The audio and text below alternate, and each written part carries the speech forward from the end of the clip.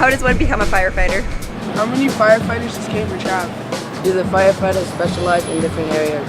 What is one thing that we could do differently to help the Cambridge Fire Department?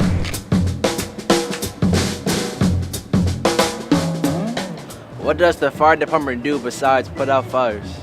The question is, what did the fire department do other than putting out fires? Well, traditionally, that's what the fire departments were built for around this country, for extinguishing fires. We've morphed into a much larger operation since those days.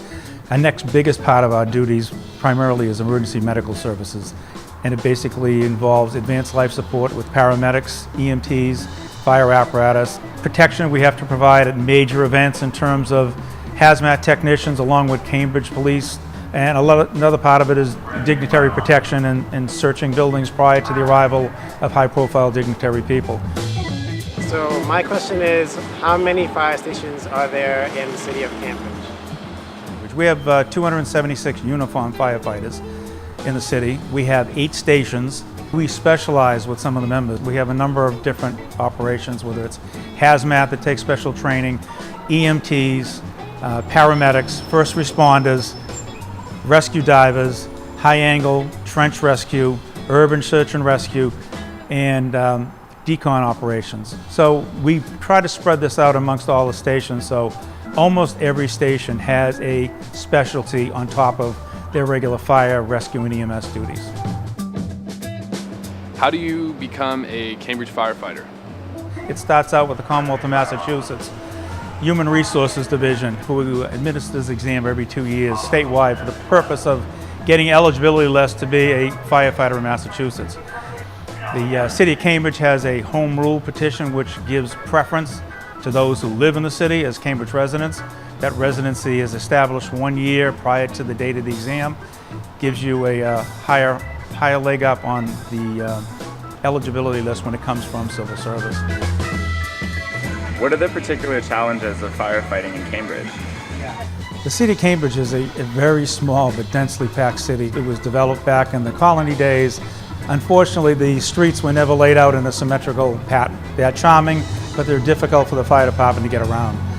Some of the other issues you have in here, again, with older housing, you have many, many grandfathered buildings that go back to the turns of the century, 1800s, 1700s, when there was no fireproofing. So it still is a challenge. It is something that's always in the forefront with us. How has technology changed firefighting? The gear that we wear is completely different than you would probably seen 20 years ago. It's a fully encapsulated suit. It looks like a snowsuit. The helmets have ballistic inner liners in them to protect the heads from sharp objects.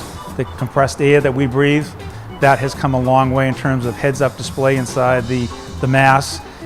In terms of looking for fires, just on the firefighting end, we have what we call TIC cameras. That stands for Thermal Imaging Camera.